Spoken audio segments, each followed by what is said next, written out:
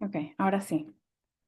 Bueno, formalmente, muchas gracias a todas las que están aquí, a los que están, porque también habían hombres en el grupo. Súper complacida de la participación tan activa de todas las personas ahí en el grupo de WhatsApp. Gracias a las que se están uniendo ahora para este en vivo y las que nos van a ver después también en diferido. Me encanta porque es de su tiempo y sé cuán complejo es para muchas de nosotras estar presente.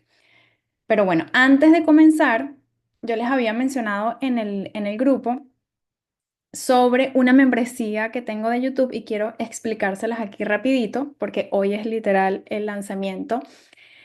Muchas madres a lo largo de todos estos talleres y de todas estas acompañamientos, asesorías que yo hago, me han pedido como que, ay, ¿qué más hago? Necesito ejercicios, necesito como esa guía, ese mano a mano que me pueda a mí decir qué hacer con mi pequeño.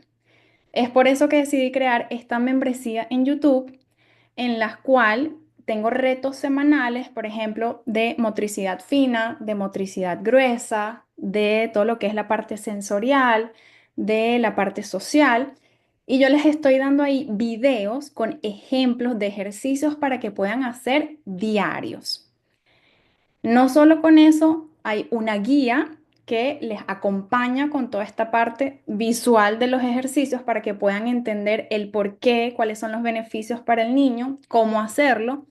Y van a tener un en vivo conmigo mensual para poder aclarar todas sus dudas y las preguntas que quizás le puedan surgir, así como surgieron en este reto y se las voy a estar respondiendo de forma mensual y siempre yo voy a estar ahí para responderle a todas las dudas que ustedes puedan estar teniendo.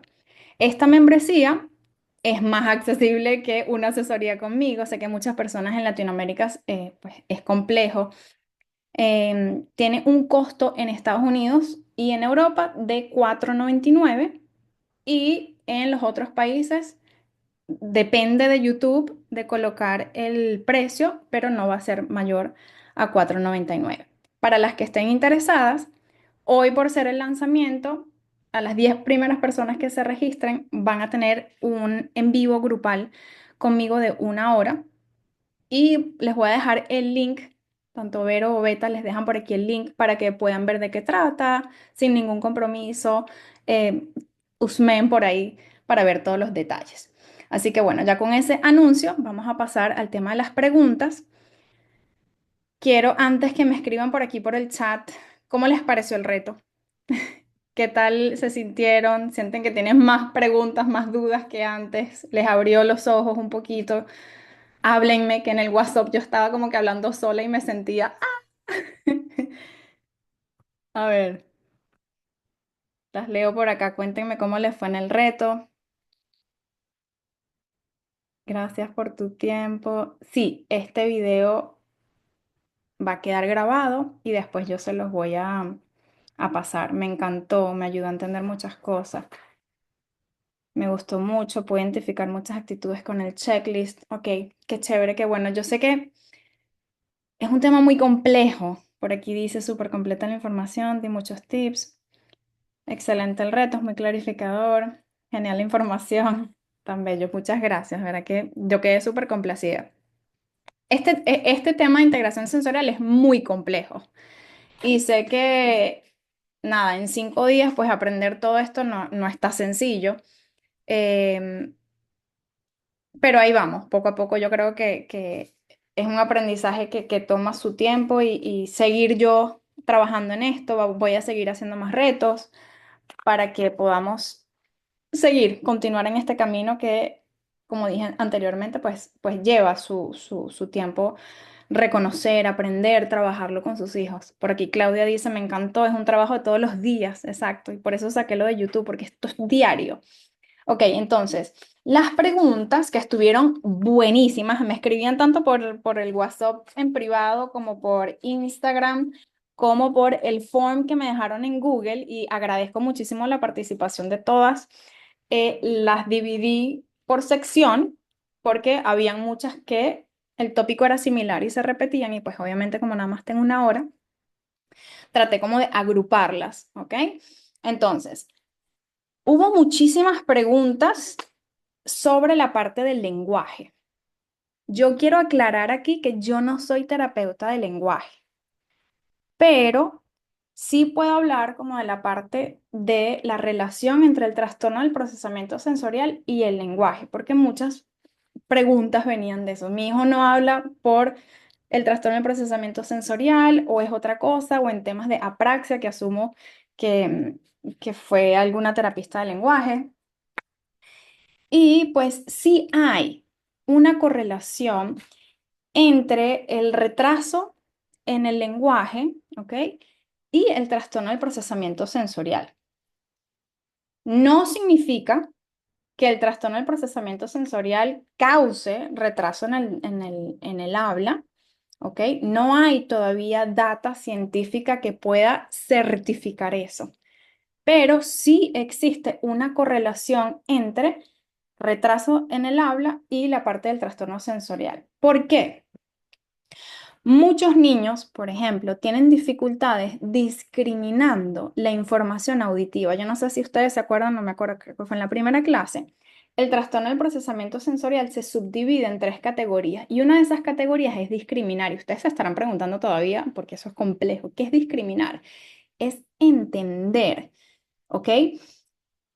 Este sonido, ¿qué es? ¿De dónde viene? ¿Qué tan lejos está? Por ponerse un ejemplo en el tema auditivo. No es lo mismo que yo entienda la palabra pato a gato. Son similares, pero los sonidos son diferentes. Cuando un niño tiene trastorno del procesamiento sensorial y la forma en que discrimina, que identifica ese sonido no está adecuado, pues obviamente va a tener un retraso en el lenguaje. Eso por punto número uno, la parte de discriminar. Punto número dos, si un niño procesa la información auditiva de forma lenta, obviamente también va a tener dificultades en el lenguaje. A eso súmale que los niños que son hipersensibles y les molesta mucho los ruidos, los sonidos, quizás no hacen un contacto visual porque les perturba también todo lo que es la parte visual, la parte auditiva. ¿Cómo creen que va a ser la comunicación? Les va a costar. Entonces, tenemos la parte de discriminar, la parte de los sonidos. Niños que también tienen dificultades en la parte de la coordinación y la propiocepción oral. Si un niño, yo no sé si ustedes se recuerdan, yo mencioné en el grupo, en el reto, que muchos niños no sienten su cuerpo, ¿ok? El sistema interoceptivo, la parte de propiocepción, cuánta fuerza yo ejerzo. Si un niño no siente los labios, la posición de la lengua para poder hablar, la coordinación de la lengua, todo lo que es la parte oral, pues también va a tener dificultades con la parte del lenguaje. Como mencioné antes, yo no soy terapista de lenguaje, pero sí sé que toda esta correlación influye en la parte de comunicación y lenguaje de los pequeños. Entonces, sí ya hay una correlación, más no hay data científica de que diga, sí, el trastorno del procesamiento sensorial causa... ay, me están llamando. Espérate. Perdón, estoy en la casa de mis papás y la computadora. Ay, ya. Entonces, sí causa, obviamente, ese retraso, ¿ok? En el habla. Discúlpenme que estoy aquí en casa de mis papás, que me están ayudando con mi hijo y pasan por aquí.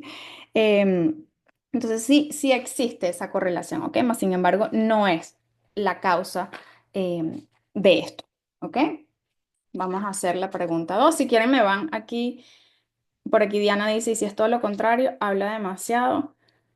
Hay que ver temas también de si hay algún otro tipo de diagnóstico, ¿ok? Pero estamos hablando cuando hay retrasos del habla.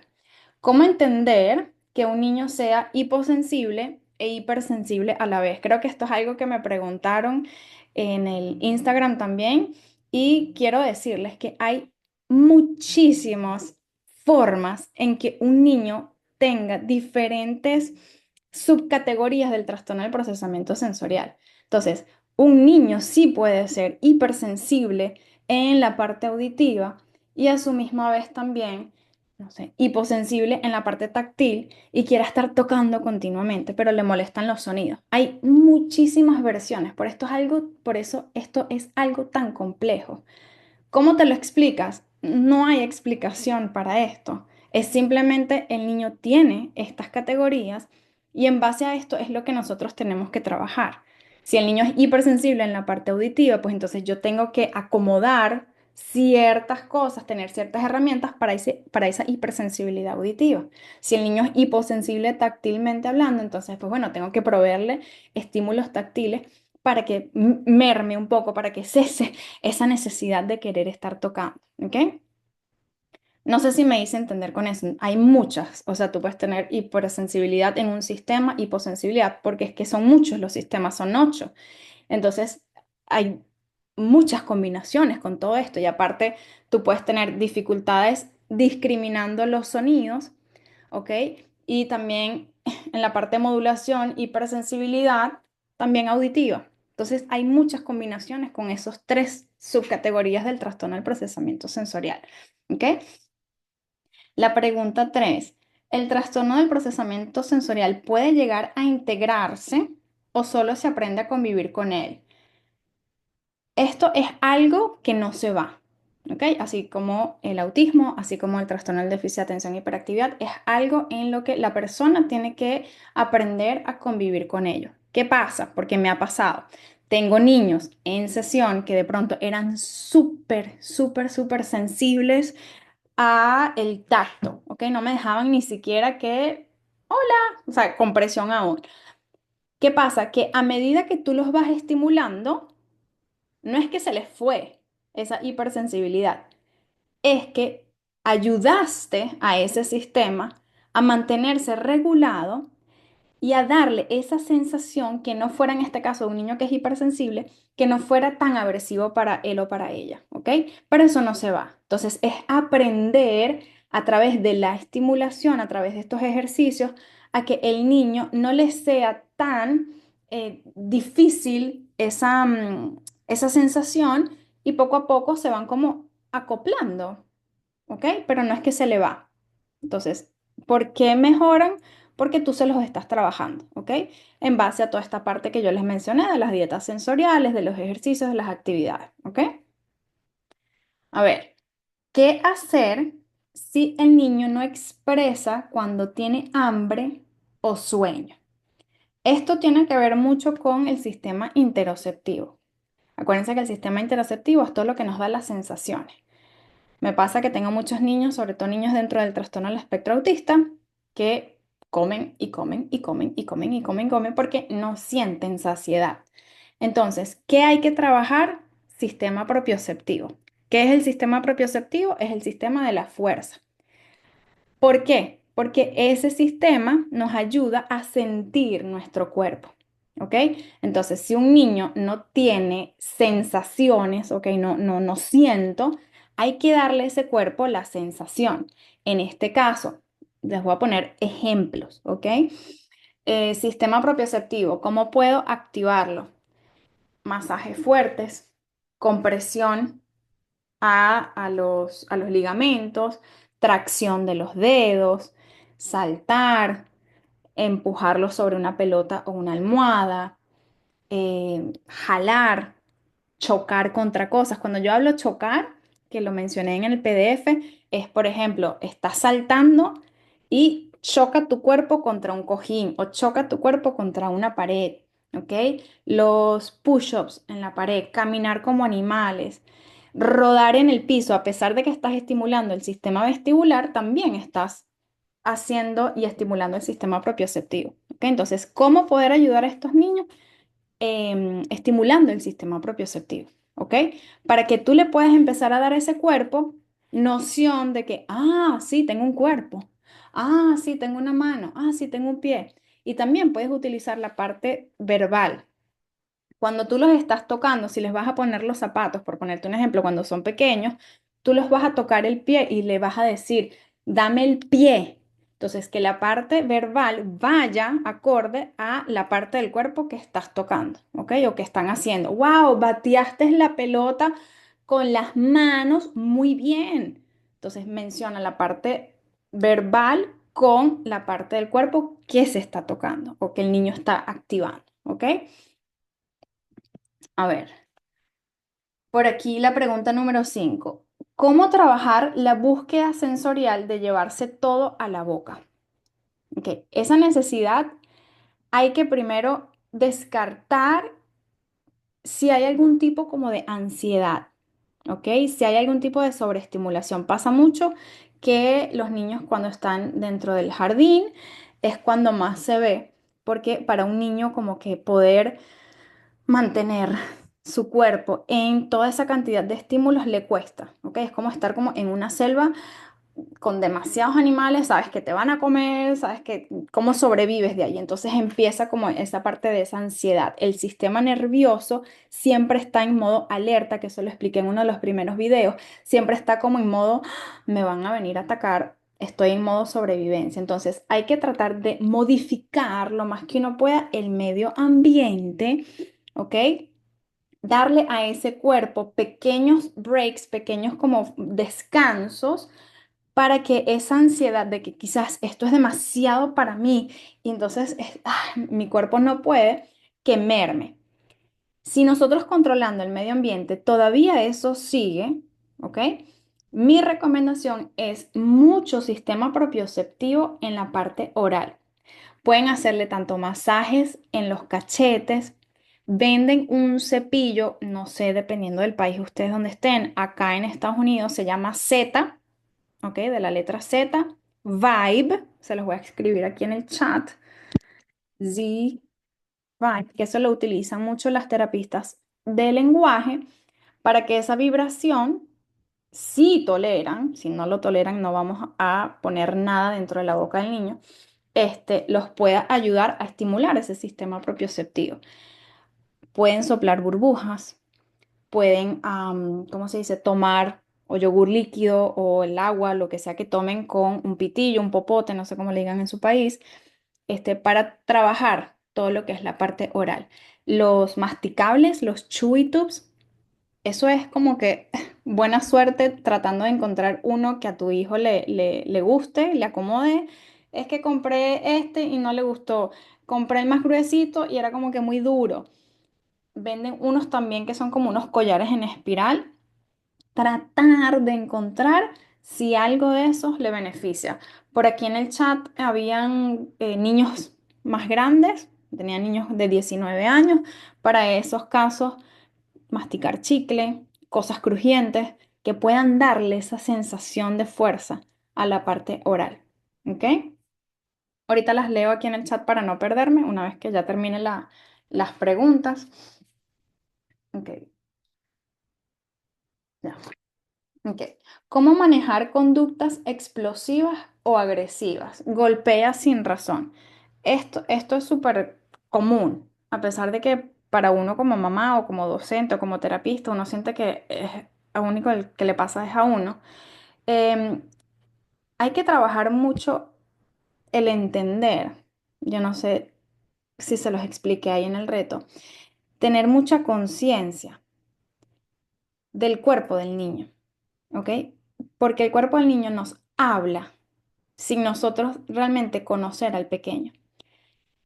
Lo que pasa es que uno siempre está como en tan modo automático, porque cuando tú empiezas a tratar de ver y a entender el cuerpo del niño cuando te está hablando, tú puedes anticipar el golpe, tú puedes anticipar la desregulación, ¿ok? Es muy complejo porque yo creo que primero el trabajo va en uno, pero tienes que primero, número uno, o sea, ¿cómo trabajarlo? Número uno, tú tienes que leer el cuerpo del niño. Yo sé en mis sesiones de terapia, cuando el niño, por ejemplo, ay, ya está así como en una línea muy delgada entre que ya me va a explotar, entre que ya se fastidió de la actividad que estamos haciendo. O sea, el cuerpo del niño te va a decir como que ya. Es mucho. Si ustedes están afuera en un lugar en público y ves que el niño se está poniendo como más desregulado, está perdiendo la calma, eso es un detonante para que golpee o se ponga a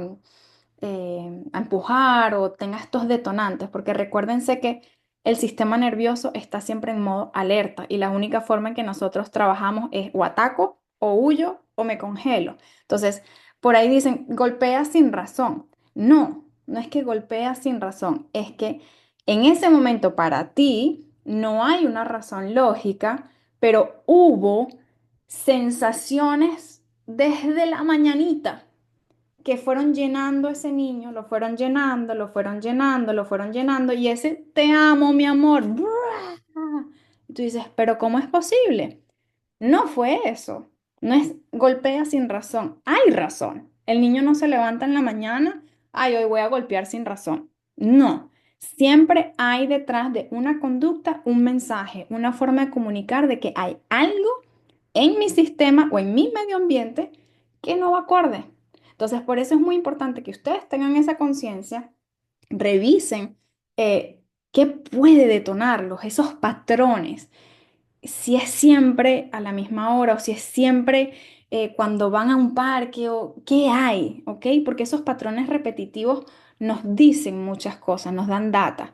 Tratar de ayudarlos a regular sus emociones. Ayer fui a casa de una mamá a hacerle una asesoría de que esa mami está en el reto y les mencionaba la parte de regulación sensorial, es decir, corporal del niño va ligada con la regulación emocional. No podemos separarlas. Entonces, ustedes tienen que ayudar a sus pequeños, bien sea que eres maestra, terapista o mamá o abuelita, tienen que ayudarlos a que el niño entienda que tiene un cuerpo y número uno, entienda la sensación de esa emoción en su cuerpo. No solo eso, sino también el control de impulsos. Hay muchos niños que tienen diagnósticos y la parte prefrontal de mi cerebro, que es donde está la toma de decisiones, la parte de la lógica, la parte de controlar los impulsos, la parte emocional, eso se desarrolla, se termina de desarrollar a los 30 años. Entonces, yo tengo que ser esa rueda de esa bicicleta para ese niño en la parte emocional. Es decir, yo le voy a dar las herramientas a ese pequeño que no tiene control de impulsos. ¿Y cómo se las doy? Bueno, tú tienes que, número uno, narrar a través de ese niño. Ay, puedo notar que estás muy enojado para que ese niño entienda esto, que no sé qué es lo que estoy sintiendo. Ay, se llama enojo. Muchos niños, tengo muchos padres que me dicen, no, se sabe perfectamente las emociones. Se las sabe de forma robótica, ¿ok? Porque le enseñas tristeza, feliz, pero no de forma de sensación, de forma fisiológica, del acompañamiento de la emoción con lo que siento. Y tú le vas a dar la herramienta. Ay, puedo notar que estás enojado. Uy, cuando estoy muy enojada y tú lo vas a imitar. Ay, le empiezas a pegar un cojín. Si para ti está bien, porque tengo muchas madres que me dicen, estás loca, se lo pone más agresivo, lo cual no es así, pero cada quien tiene su forma de encontrar una herramienta o de respirar, o de darle una plastilina y que la aplaste, o el squishy, o un abrazo, va a variar mucho del niño, pero tiene que tener ese acompañamiento emocional de tú narrarle, dejarle saber cuál es esa emoción. Ay, puedo notar que estás enojado porque veo que tienes los puños, tiraste los juguetes, lo que tú estés viendo en ese momento. ¿Qué podemos hacer? Y ahí tú le das la herramienta. Si está muy enojado y lo perdiste y está golpeando, pues nada, pues le vas a decir que en ese momento él no está listo, tú no estás lista y luego cuando se le pase el enojo van a conversar sobre eso para que tú le puedas dar la herramienta. La próxima vez que sientas enojo, porque estabas muy enojado, tiraste todos los juguetes, vas a hacer tal y tal cosa. Y tú también lo vas a modelar, ¿ok? Ah, por aquí dice que se congeló. ¿Me están escuchando bien? ¿Sí? Ok, vale. ¿Cómo trabajar el respeto al espacio personal de otros niños? Esto es algo que también a mí me llama mucho la atención cuando voy a las escuelas y las maestras, quédate en tu burbuja, no toques a otro. Tenemos que ir más atrás. Si el niño no siente su cuerpo, ¿qué va a sentir el niño? Distancia, ¿ok? Eso es sistema vestibular y sistema propioceptivo. O cuando le dicen manos en tus bolsillos, o sea, el niño tiene que primero sentir, ¿ok? El niño tiene que tener esa capacidad espacial, visual espacial, de dónde está mi cuerpo, porque hay veces que tiro un manotazo, pero yo no me estoy dando cuenta y de pronto el otro niño, ¡ay, me pegó! Le pegaste a fulanito o estás muy cerca del cuerpo de fulanito. Primero tienes que trabajar esa parte de sentir el cuerpo y como lo mencioné anteriormente, cómo se trabaja la sensación, sistema propioceptivo. Ese cuerpo necesita ese tipo de estímulo de fuerza, jalar, empujar, chocar, guindarte, tracción a los dedos, masajes, rebotar en una pelota, todo lo que tenga que ver con sensaciones. Y si tú le puedes sumar la parte verbal, mucho mejor. Entonces hay que trabajar la parte de que el niño empiece a sentir su cuerpo. ¿Ok? A ver, ok. ¿Por qué mi hija habla en tercera persona? Este tipo como de preguntas sobre el lenguaje no me siento muy cómoda respondiendo porque no soy terapista de lenguaje, pero yo sí sé, porque me incluyo, ahora siendo mamá y en mis terapias, solo que yo siempre tenía una terapista que me decía, no hables en tercera persona. Uno siempre le está diciendo a los hijos, por ejemplo, ay, Fabiana quiere galleta. Mamá, es el turno de mamá. Mamá va a ir al baño. Uno siempre habla en tercera persona. En vez de yo voy a ir al baño, tú te vas a comer la galleta, es tu turno. Uno siempre dice, el turno de mamá. Entonces, estar conscientes de cómo, cuál es la forma en que tú le hablas a tus pequeños, que seas tú también la que hables en primera persona para ver si es por imitación. De pronto también la niña tiene dificultades en el lenguaje expresivo o receptivo, quizás tiene dificultades con los pronombres. Eh, Mi sugerencia sería que pues obviamente consultes con un terapeuta de lenguaje para que te puedan ayudar con todo ese tema, ¿ok? Porque no sé de eso. A ver, ¿cómo ayudar a niños con mucha necesidad de movimiento? Esto es súper común y esta pregunta le hicieron bastante. Eh, Miren, los niños que son como que parecen o que de pronto tienen el trastorno del déficit de atención e hiperactividad, estos niños parece incoherente. Tú dices, ¿cómo es posible que si es hyper, yo le voy a dar más movimiento? Estos niños necesitan mover su cuerpo, ¿ok? Para poder lograr calma. Ahora bien, tengo muchos papás, inclusive la asesoría que hice ayer. ¿Cómo saber y cómo diferenciar? Porque cuando yo estimulo a mi hijo, se sobreestimula y termina peor. Hubo una mamá que me dijo, cuando yo lo llevo al parque se pone peor de hiperactivo.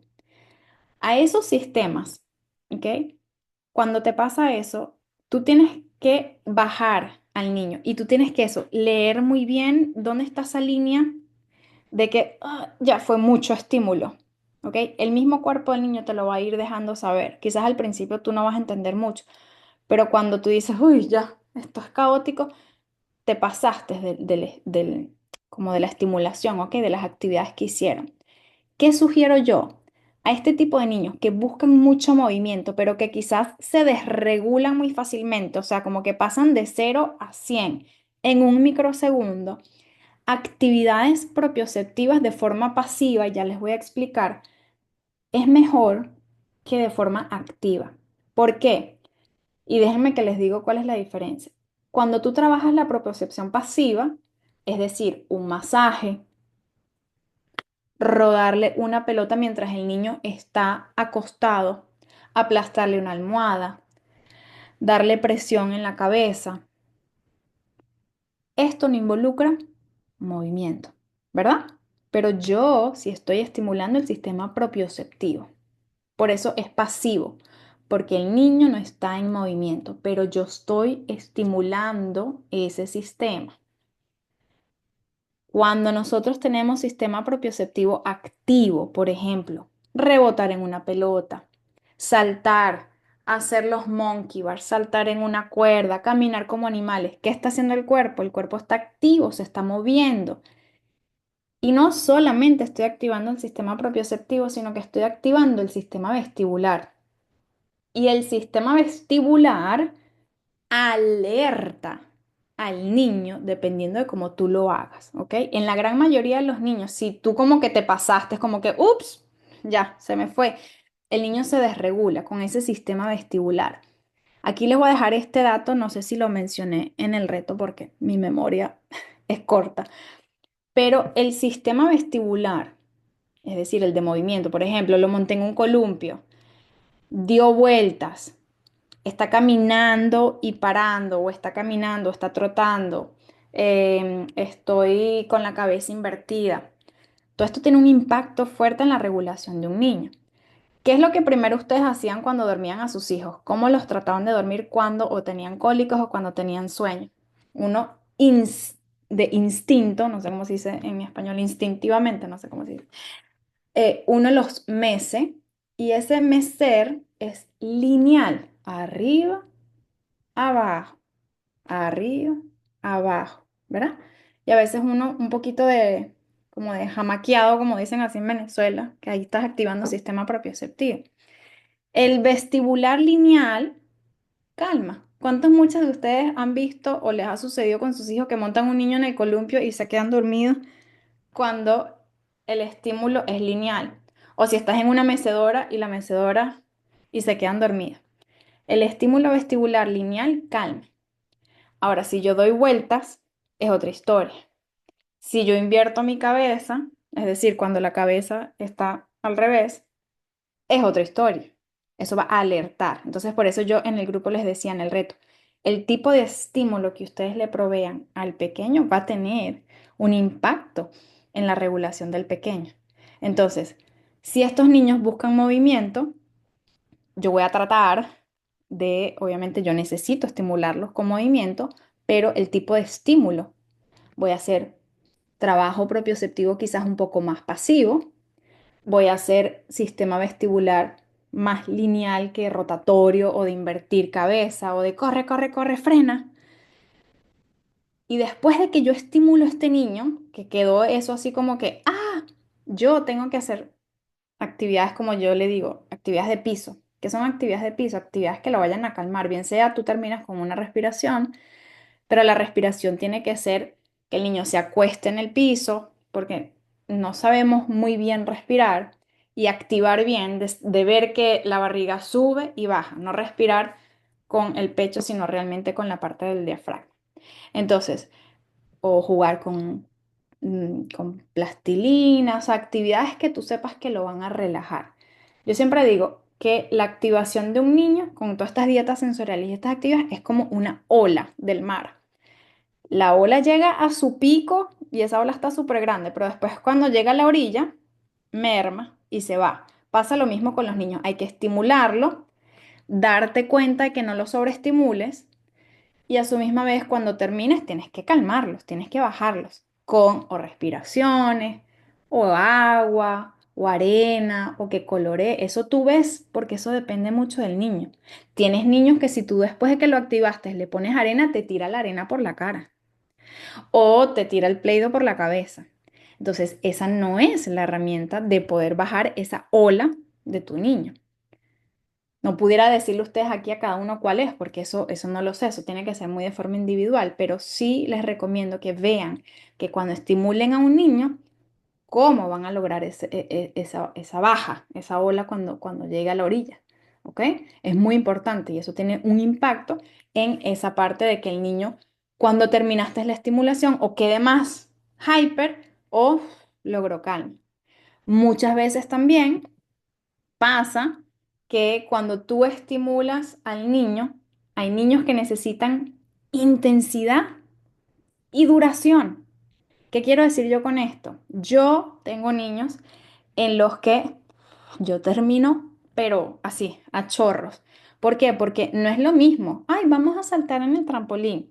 Y tú dices, ya lo estimulé, ya saltó en el trampolín, sistema vestibular, propioceptivo, táctil, qué sé yo, pero sigue como que no para y como que es, no, eso no lo cansó, no, eso no fue suficiente. ¿Por qué? Porque la cantidad de estímulo que ese niño necesita, el impacto, tiene que ser fuerte. Entonces, tanto de frecuencia, o sea, cuánto nosotros le vamos a dar ese estímulo y la duración.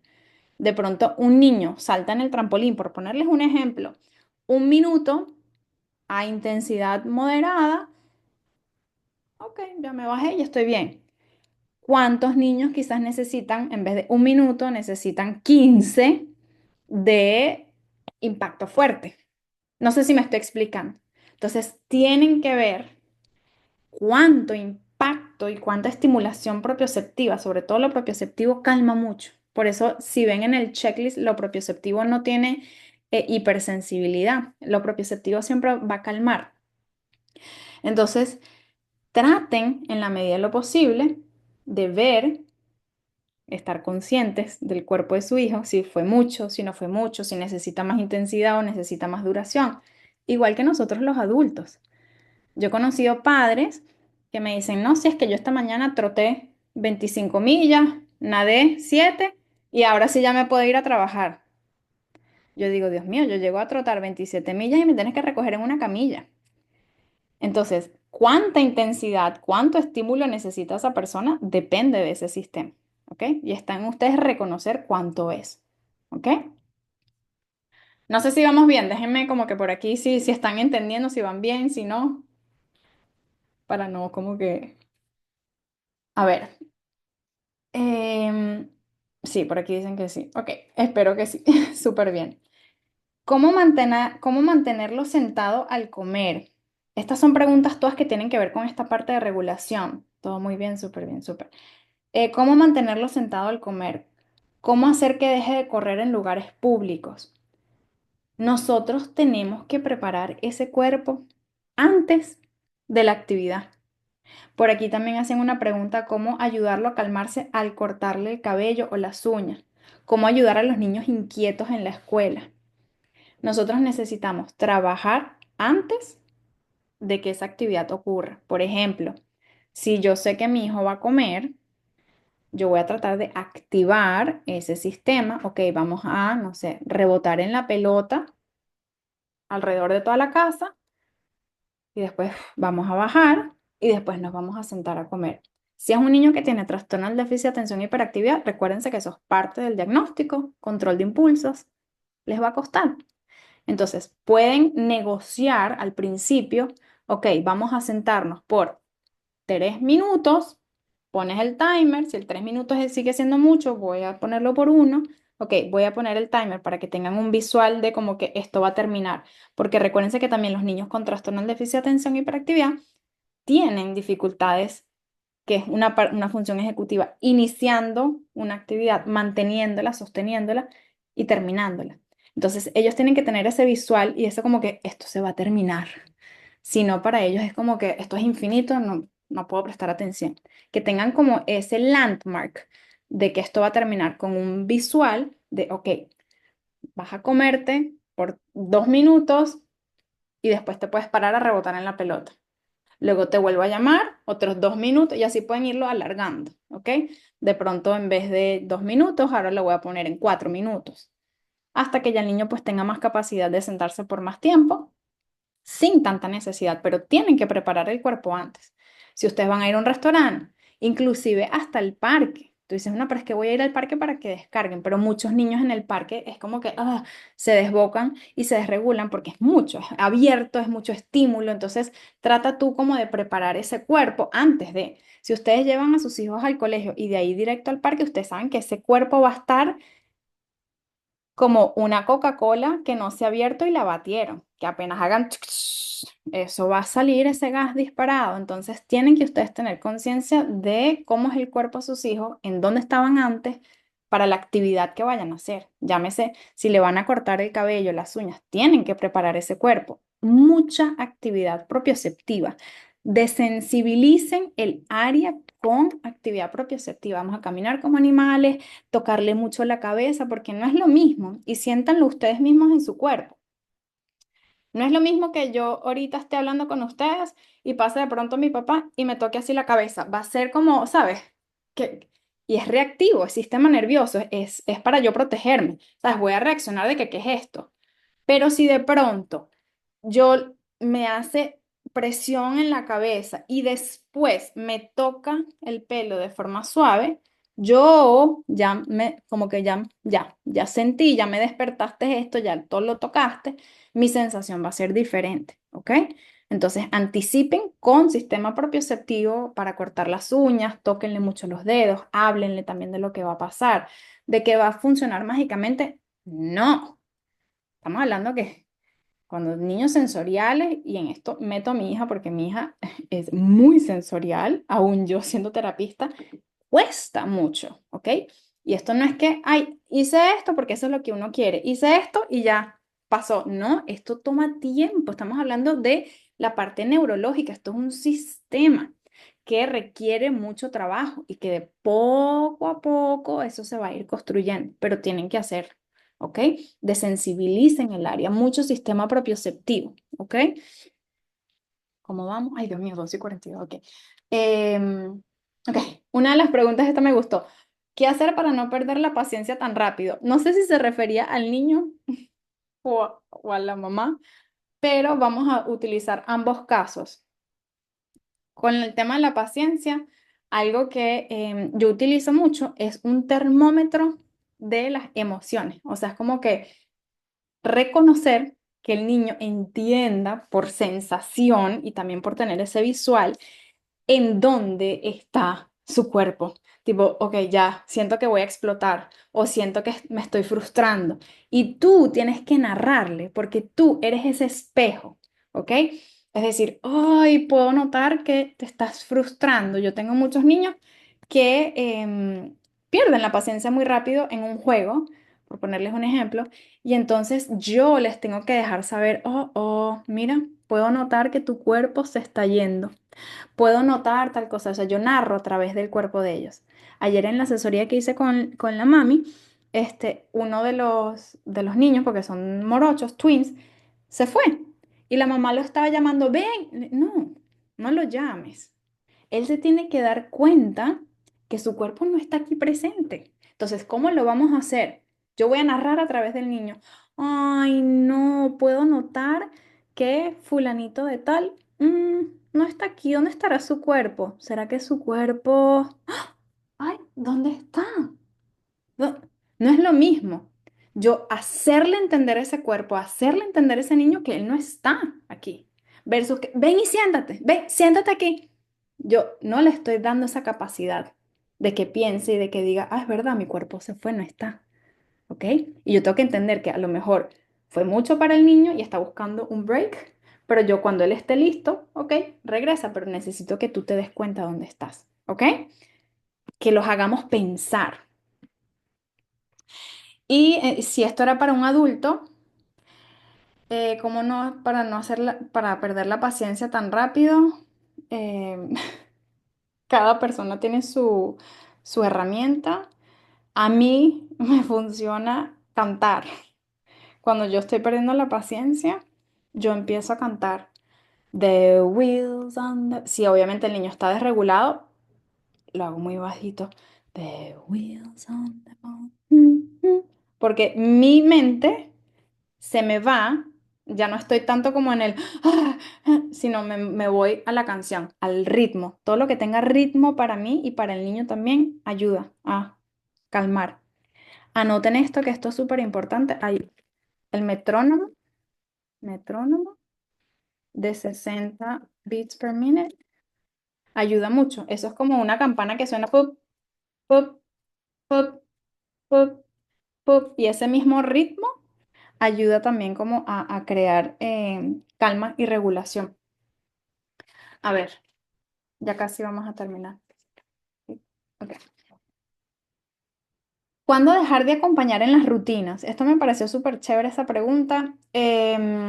Dependiendo del niño, dependiendo de cómo vayas tú viendo si el niño puede con el visual hacerlo, de pronto, luego sin el visual, si tú le dices, ok, ¿qué quieres hacer? ¿Quieres saltar en el trampolín o quieres caminar como animales? Si el niño tiene esa capacidad de hacerlo solo al tu comando verbal y que el niño elija, pues ya no los acompañas. Es como una persona cuando va al gimnasio. Hay muchas personas que necesitan un entrenador personal y de pronto 3 veces a la semana y después lo van dejando a 2 veces a la semana, luego a una vez a la semana y luego ya no necesito más entrenador personal, porque el mismo cuerpo del niño te lo va a ir indicando, ¿ok? ¿Qué ejercicios o técnicas ayudan al sistema propioceptivo y vestibular? Cualquier estimulación según lo que tú quieras causar con el niño, como mencioné anteriormente, dependiendo de cómo tú estimules. El sistema vestibular puede ser, por ejemplo, un columpio, inclusive con los ojos. Si tú mueves los ojos, te vas a marear. El sistema vestibular lo puedes estimular simplemente así, moviendo los ojos. En un columpio, dar vueltas, invertir la cabeza. Por ejemplo, si yo me paro ahorita y hago, me toco los pies. Al tocarme los pies, moverme de forma diagonal, estimula el sistema vestibular.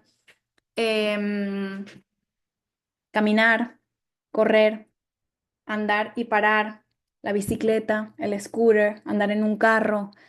Em, Hay muchas formas de estimular el sistema vestibular. En YouTube, en la membresía esta que les estoy comentando, ahí tengo muchísimos ejercicios diarios de estimulación de todos estos sistemas. Hay pistas de obstáculos que son divertidas, que estimulan también este sistema y el propioceptivo pues también. Em, Ahí les doy muchas opciones. A ver, ¿qué acomodos razonables se pueden pedir en la escuela? Eso depende mucho de cada país. No sé específicamente de dónde me escribían, pero acá en Estados Unidos tú puedes hablar, dependiendo si el niño tiene un diagnóstico, para que le hagan una evaluación y califique para un plan individualizado y se reúnen todos los profesionales que van a ayudar al niño y le hacen acomodaciones. Pero de parte de uno, quizás un niño que no tiene diagnóstico, el terapeuta ocupacional puede reunirse con los padres y los docentes y el director y decir, mira, siento que el cuerpo del niño necesita o se siente mejor cuando de pronto le puedes dar una liga para que tengan los pies y esa necesidad de moverse tanto merme, quizás con ese sistema propioceptivo en los pies. A lo mejor a ese niño esa técnica le sirve, a lo mejor es un distractor, todo varía mucho del niño y del medio ambiente. Pero ¿cómo poder ayudarlos? Pues reuniéndose, siempre comunicándose de qué sabes tú que le funciona mejor a ese cuerpo de tu hijo inclusive, para que le haga la vida más fácil a ese docente, porque créeme que el docente va a querer ese apoyo. A ver, voy a hacer dos más por temas de tiempo, que ya me quedan 10 minutos para poder leerlas aquí en el chat. Em, ¿Qué libros recomiendas sobre integración sensorial? Les voy a poner aquí este share que lo dejé. En inglés se llama The Out of Sync Child y en español, nunca lo leí en español, pero asumo que se lee así, El niño desincronizado. Para mí es el que recomendaría. Es un libro súper chévere para poder entender todo este tema de el trastorno del procesamiento sensorial. Así que ahí tienen ese dato. Dice, ¿la integración sensorial influye en niños con síndrome de Down? Sí. Un 45 a un 85% de niños con síndrome de Down tienen trastorno del procesamiento sensorial. El trastorno del procesamiento sensorial puede interferir en cualquier niño, ¿ok? Sin diagnóstico, con otros diagnósticos. Recuérdense que esto es separado, que lamentablemente no está todavía en el manual de diagnósticos, el DSM-5, como forma de que los doctores puedan diagnosticarlo así como tal, como de pronto autismo o síndrome de Down o otro tipo de diagnóstico con un código. Pero bueno, esperemos que pronto sea así. Sin embargo, no significa que un terapeuta ocupacional no pueda apoyarte con este tema de la parte sensorial, que es súper importante. Entonces, sí, sí influye en muchos niños con otro tipo de diagnósticos.